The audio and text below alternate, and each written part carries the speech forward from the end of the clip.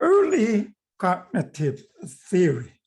Let's talk about the founding of Gestalt psychology. In 1910, Max Wertheimer was on a train on his way from Vienna to a vacation on the Rhineland, when he had an idea that was to launch Gestalt psychology. Well, the idea was that our perceptions are structured in ways that sensory stimulation is not. Well, that is, our perceptions are different from the sensations that comprise them. So to further explore this notion, Wertheimer got off the train at Frankfurt, bought a toy stroboscope, a device that allows still pictures to be flashed in such a way that makes them appear to move. Well, when I was a child, I got one of these, completely mesmerized by this. And Wertheimer began to experiment in a hotel room. Right? So clearly, Wertheimer was perceiving motion when none actually existed. Like motion picture. Our motion picture, actually, it is frame by frame, but they presented in such a way that was, say, every second, so many frames, so that we could see motion. Well, back to Wertheimer, to examine this phenomena in more detail, he went to the University of Frankfurt, where a tachistoscope, you know what that is, was made available to him. So, a tachistoscope can flash light on and off for measured fractions of a second. So flashing two lights successfully, Wertheimer found that if the time between the flashes was long, say 200 milliseconds or longer, 200 milliseconds. Millisecond means 200 over 1,000 at 1/5. So the observer perceived two lights flashing on and off successfully. So which was in fact the case. If the interval between flashes was very short, say 30 milliseconds or less, both lights appear to be on simultaneously. But if the interval between the flashes was about 60 milliseconds, it appeared that one light was moving from one position to the other. Wertheimer called this apparent movement the phi phenomenon. You might have read about this in first year psychology. And what? And he wrote an article, 1912, it called Experimental Studies of the Perception of Movement.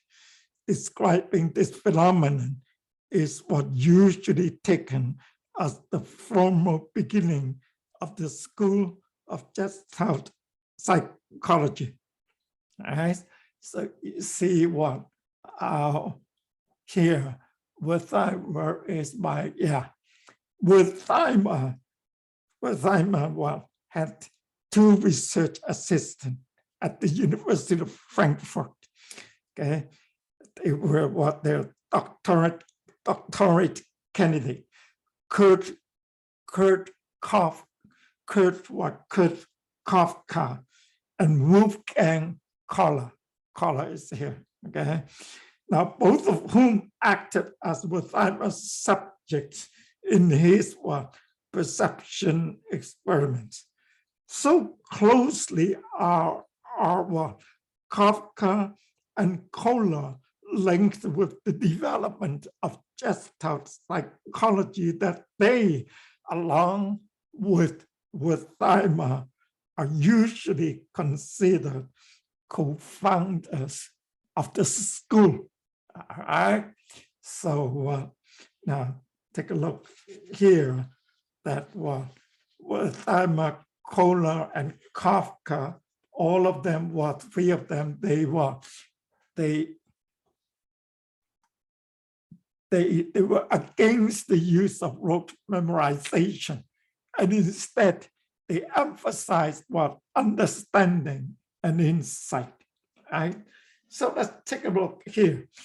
Weitheimer insisted that this is a famous phrase from Gestalt psychology, that the whole is more than the sum of its parts.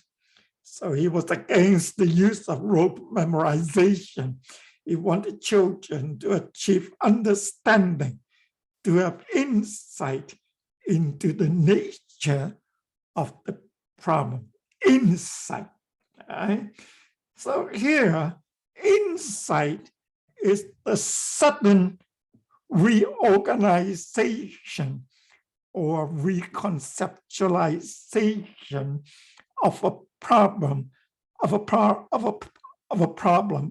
problem that clarifies the problem and suggests a feasible solution. That's insight. Right? And if you open your mind to multiple possibilities, you may have what the Gestalt psychologists call an insight. So that this is what here highlight the importance of flexibility. Well, according to what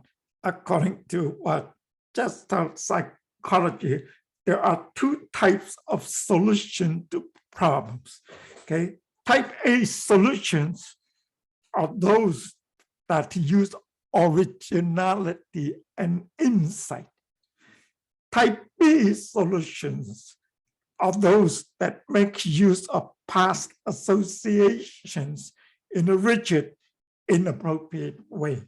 So obviously type A is better than type B. Right? Now, Wolfgang Kohler, he did the following experiment. Right? He arranged items in a cage, okay, for the ape, okay, the big monkey, okay. So here he hang banana. Let me see if I could draw it. Okay, so this is the cage. I'm not good at drawing, but I want to illustrate to you insight. So here he hang.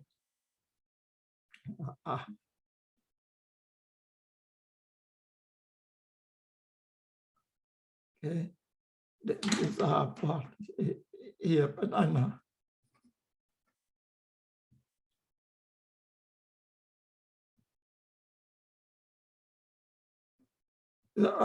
And all of a sudden I can spell. Okay, banana here, and then one, and then here he litters the cage with boxes. Okay, you have a box here, and then a box here, and a box here, and so on. Right? So then what? Then he introduced the ape. Right, into the cage. The hungry ape walked around the cage, and then staring at the bananas, then tried to jump at them, but couldn't reach them. Then after a while, when the ape was able to see the problem as a unified whole, that is to say, the boxes and bananas, they were not seen as separate elements, but seen as was seen as together as part of a whole. So what happened? Well, the ape was, you know what that is, a stack the boxes, and the ape could walk. Well, let's say this box is here, okay, this box is here, so now the ape jumps here, jump here, and then woohoo, banana! That type of thing. Okay, so that's what Kohler's famous experiment. All right. Then let's take a look at the middle of the road approach here. So here, observable behavior as appropriate data for psychology. That's behaviorism. But then what? Here, not only that, plus, look at the plus here. Skinner would be angry at this, but then plus what? Reorganization within the organism to account for learning. What is it? Account for understanding, discovery, that insight, that type of thing, right? So here we have what? Tolman's theory. It is called what? Purposive behaviorism. Behaviorism with a purpose. Wow, Skinner would be mad, right? But anyway, learning, according to Tolman, is not trial and error. It's not random, not chaotic, but goal-oriented.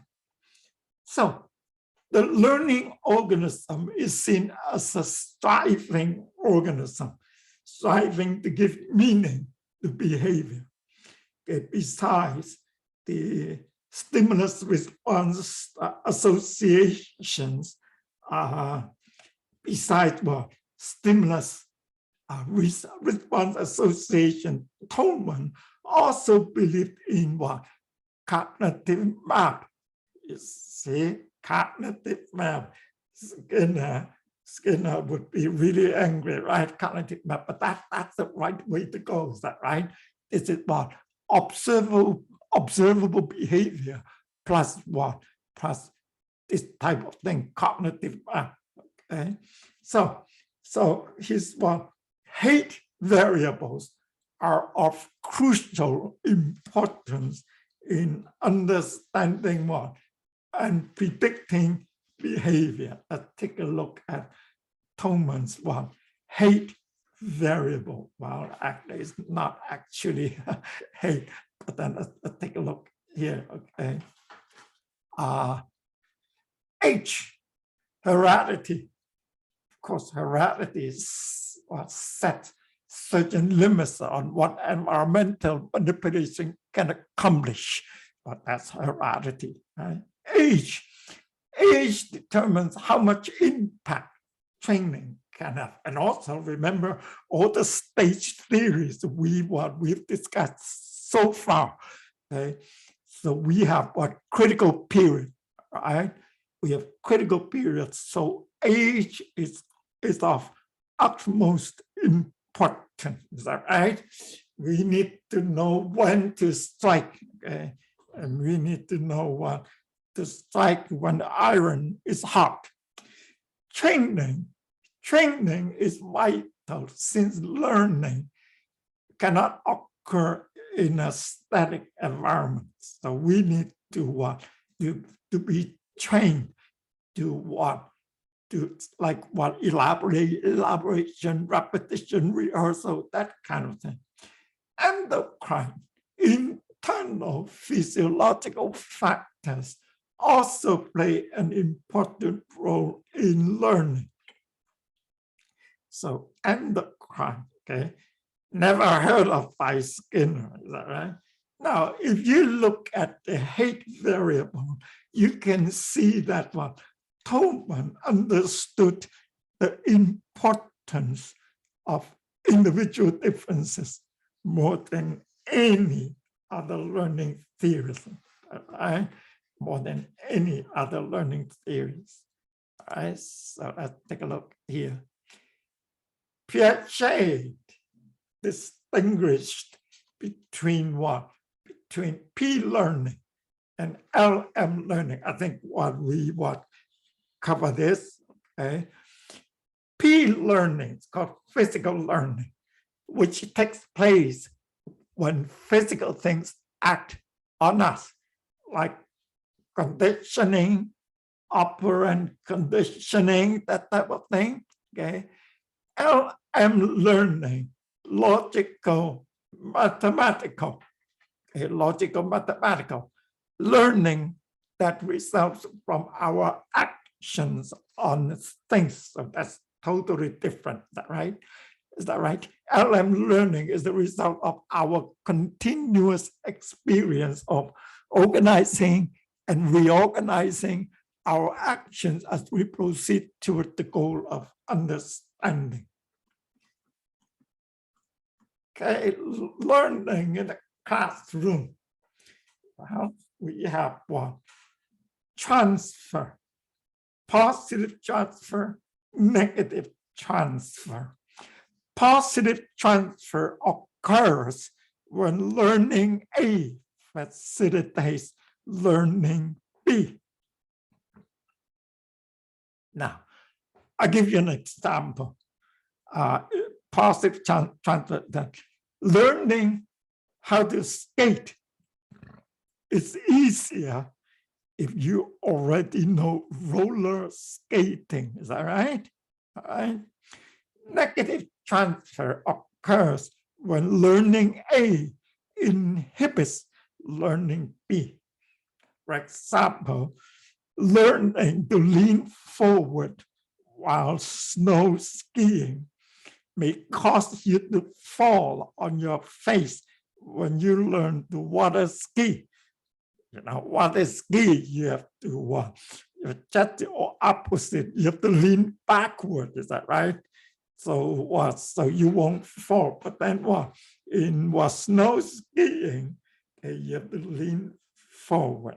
And I think most of you know how to do snow skiing, but not so many of you know what water ski. Okay, all right. Now, the Greek has a notion called formal discipline. Formal discipline asserts that the mind must be systematically exercised until it becomes so strong that it can learn and understand virtually any new material. Example, logic, Latin, Greek were compulsory subjects to train the mind. Okay, so that's the Greek notion of formal discipline. Right? If you want to graduate, you have to learn all those. Well, take a look at psychology's challenges to formal discipline. So first of all, the father of American psychology, William James, he spent 132 minutes over an 8-day period to memorize a long segment of poetry, only to find that it didn't help him memorize another long segment of poetry. All right, so no, formal discipline, no, okay. Thorndike, Edward Thorndike, had subjects practice estimating the length of lines, half an inch to 1.5 inches long. When a certain degree of accuracy in this task was obtained, Thorndike asked subjects to estimate the length of lines 6 inches to 12 inches long. He found little, if any, positive transfer. Another blow to Greek's notion of formal discipline. Charles Judd, J-U-D-D, trained two groups of boys to hit a target submerged in 12 inches of water. The experimental group was instructed in the general principles of refraction. The control group was not. What is that here? Let's say what here you have what? Say water here. This is the surface of the water. And then what? You want here, if you put a stick in, now here, the stick what would say here.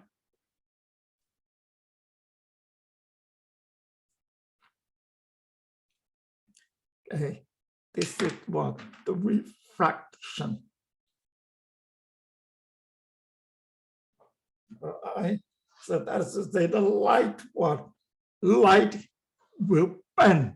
So if you think that what? If you think that the stick was here, but actually it was here, that type of thing, you know what I mean, okay? That's I'm not very good at drawing, but anyway.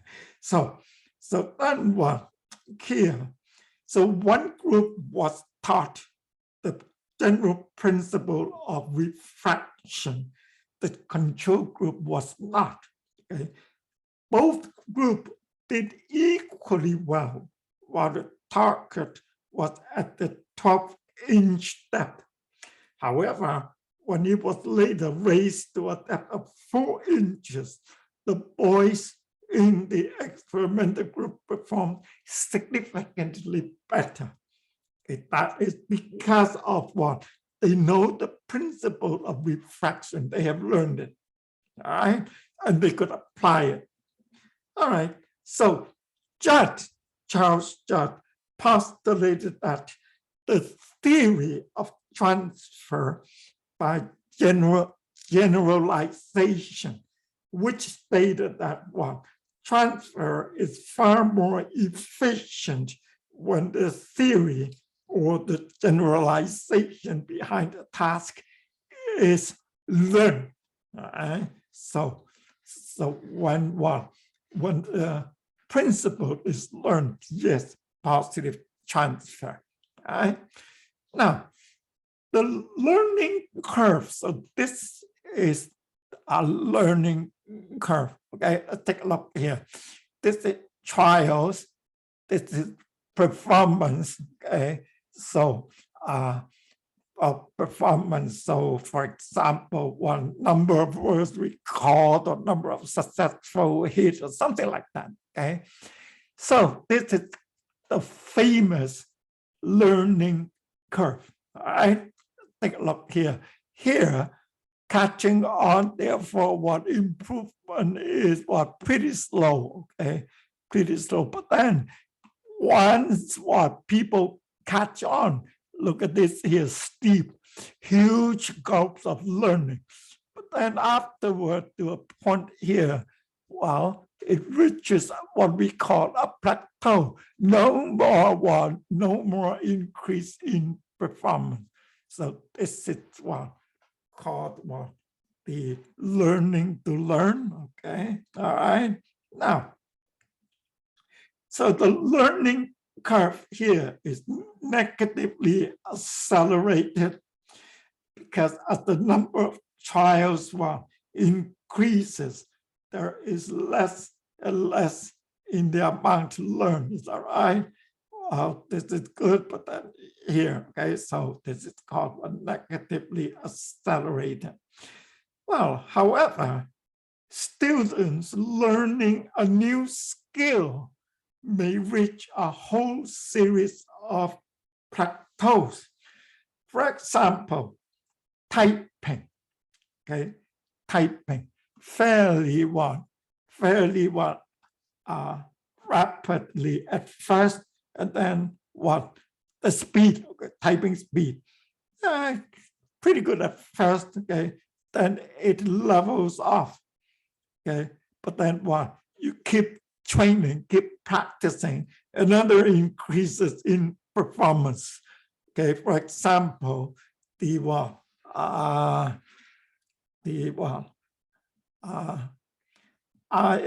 tion, the, and things like this.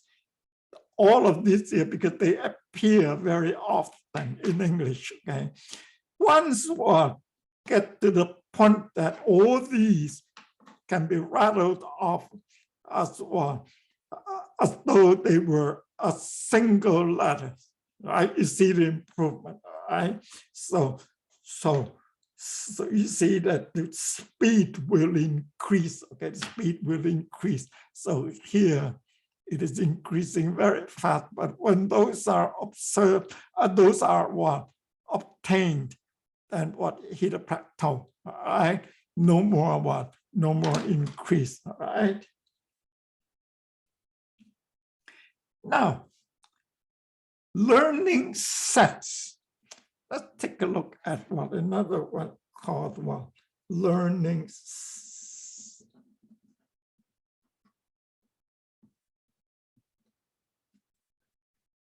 Okay. Harlow, you know, the monkey guy, Harlow coined the phrase learning set here to describe the phenomenon of learning how to learn. So he found that one with practice, his monkeys became increasingly skilled at solving discrimination problems. Okay, they improved not only on the previously learned problems, but on novel problems as well. So this is one another example of the theoretical concept of transfer. All right. Now, the learning set here. Let's take a look at one. Take a look at learning set. Let me see. Can I? Okay, I'll do it here.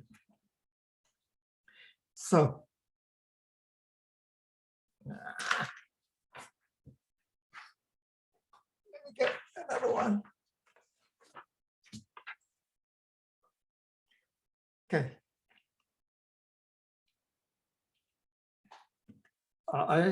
Now.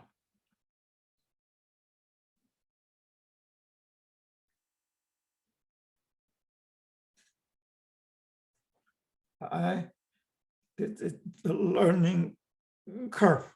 Okay, this is the learning curve.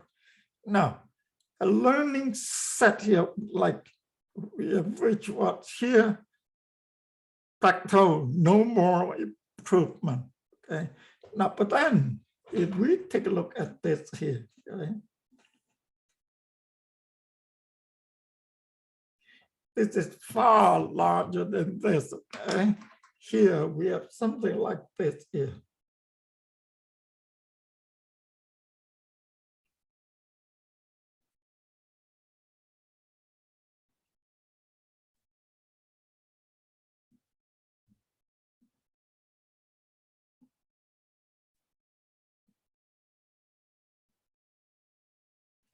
Right.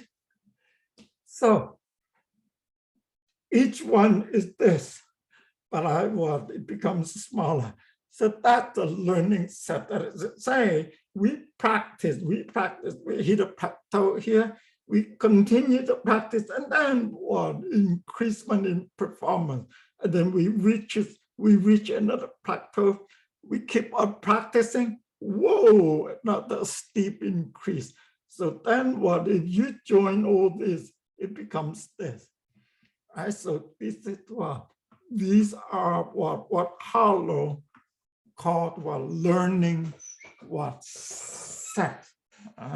So here is what that's how we learn. So once what we reach a plateau, we shouldn't give up. We should keep trying because of this, right? A contemporary view of transfer. Okay, let's take a look at this here. Okay? Solomon and Perkins describe what two kinds of transfer, okay? Low road transfer and high road transfer.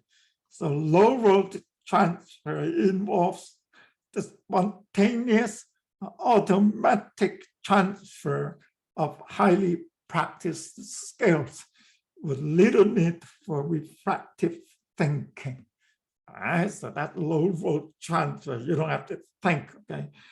The key to low road transfer is practicing a skill often in a variety of situations until your performance becomes automatic, right? And so that is what, when you reach a point where you don't have to think about you don't have to think about what you do, okay? For example, you learn how to ride a bike, okay? You could ride a bicycle, and that will help you ride a motorbike, is that right? This is called low road transfer. High road transfer involves consciously applying abstract knowledge learned in one situation to a different situation. Right?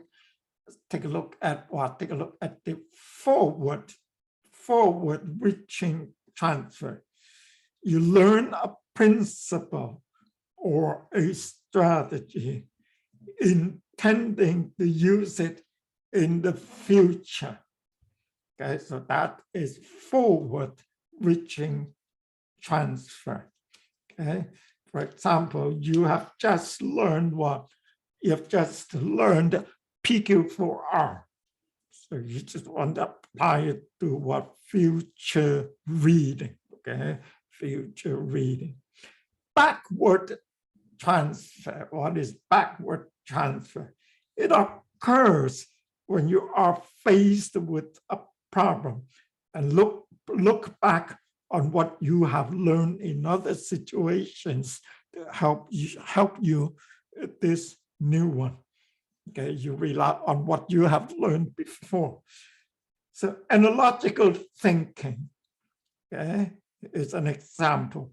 You search for other related situations that might provide clues to the current problem. You apply your strategy of dealing with your hated boss. You apply that to dealing with your mother-in-law.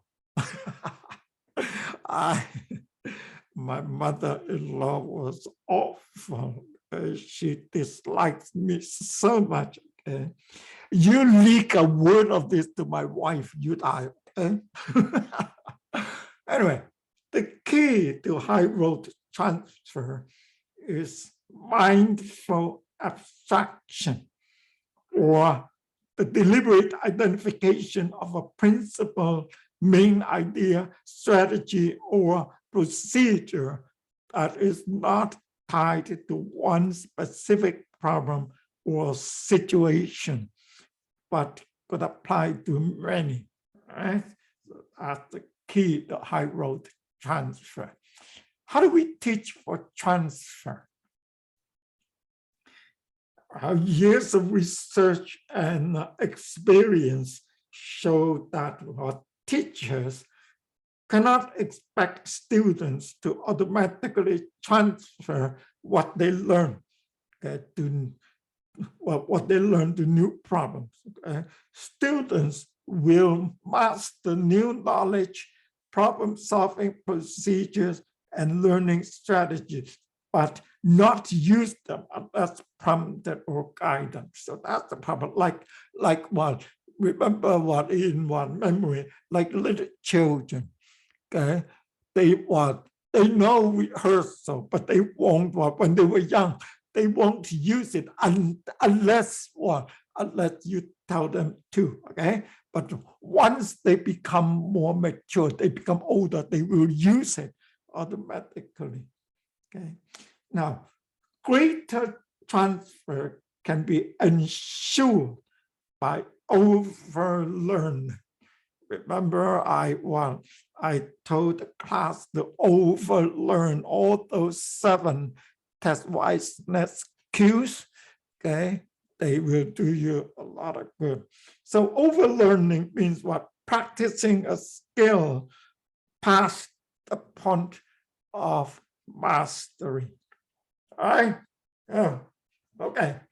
Now, stages of transfer for strategies. Let's take a look at the three phases: acquisition phase, retention phase, and transfer phase. Let's take a look at acquisition phase.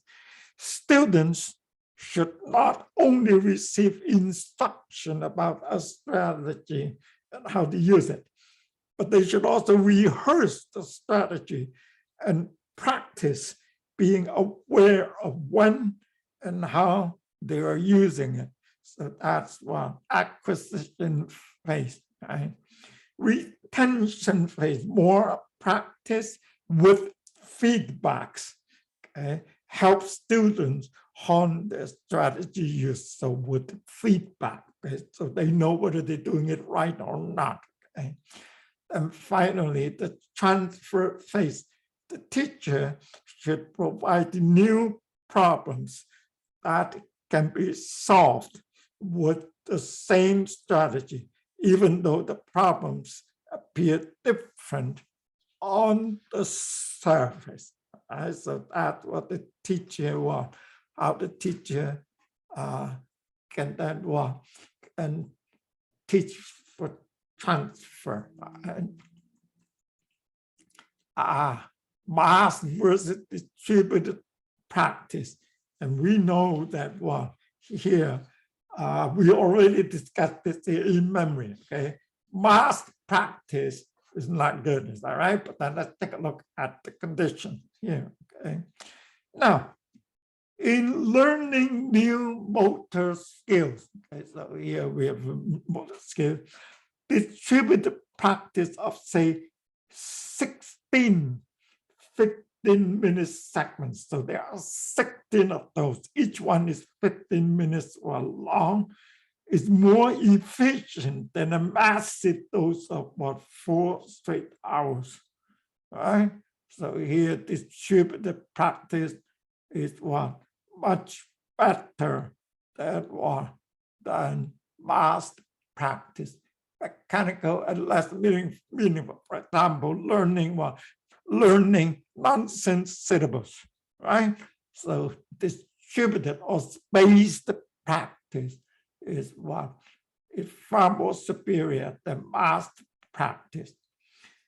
However, in learning more intellectual tasks, okay, or more meaningful tasks, okay, the mass practice is better, okay, because we're breaking this kind of material down into smaller units makes it less meaningful. All right, because they are all well connected, they're meaningful. So you don't want to break them down. Breaking them down tantamount to lifting verbatim from the text. Is that right? Once it's you lift it out, you lose the context, okay, in which the text appears. Therefore, you lose the meaning. Okay, so master practice, also called whole learning, provides the means of keeping a subject internally coherent and meaningful. So that is one notion of the whole is more meaningful than the sum of its parts, right? So there are differences, right? All right. Social learning. So that what Banduras was research, okay? Now, so Bandura observed the following, that people also learn by imitating the behavior of other people or models. Right? And what this learning takes place, even though these imitative responses are not themselves being directly reinforced. No reinforcement. You just watch, and what you watch others do it, and you do it. Okay. Now, Bandura's classic study, okay, children ages 3 to 6 watched adult models punch, kick, and yell at a large inflated Bobo doll.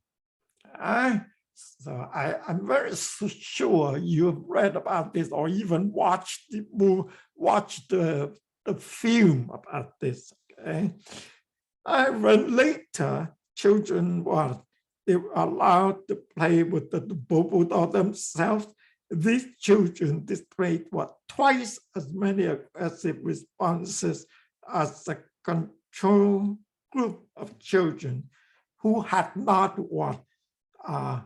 witnessed the model's performance. Right? So Bandura suggested that reinforcement may still be involved. Okay? Because many of the significant models in a child's world, say like parents, teachers, they are also in charge of the child's reinforcement schedule. So they may not only provide the modeling stimulus, but may also reinforce the child when the behavior is imitated. All right? So that is what the reinforcement is involved. Okay? And Bandura has demonstrated that a child is more apt to imitate an adult model's response when the adult is being reinforced for that response. Seeing that the adult is reinforced, okay, will be an impetus for the child to imitate. This is called a vicarious reinforcement. Is that right? This is vicarious reinforcement. Seeing the model being reinforced, it is gratifying indeed, gratifying enough for the child to produce the imitative behavior. So that's reinforcement and modeling can together create very potent conditions for behavior change. Okay, many of our most persistent habits and attitudes are a result of this combination of powerful forces. All right. Now, let's take a look at modeling and retention. Modeled behavior is retained longer if the learner can describe the behavior in words. This allows for internal rehearsal and organization. Right? Modeling as a therapy technique, just as people can learn certain fears through modeling, so too can these fears become unlearned. Is that right?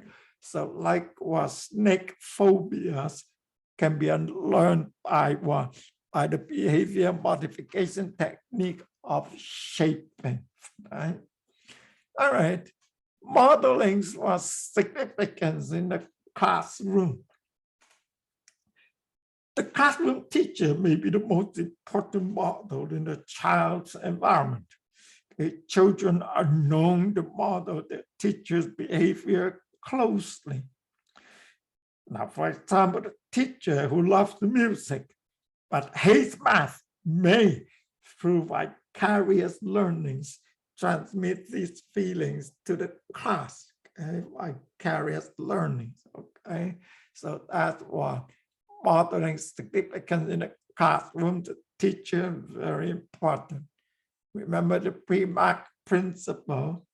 It states that that behavior that occurs at a naturally high rate of frequency may be used to reinforce behavior that occurs at a naturally low rate of frequency. For example, what is it? Academic behavior, reading books, studying. Okay, so watching TV is one of the favorite activities. Is that right?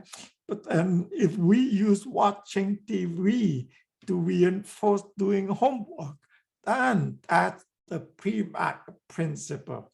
It is also called grandma's principle. Do what I tell you first, and then you can do what you want to do. All right, good. So we'll stop here. Okay.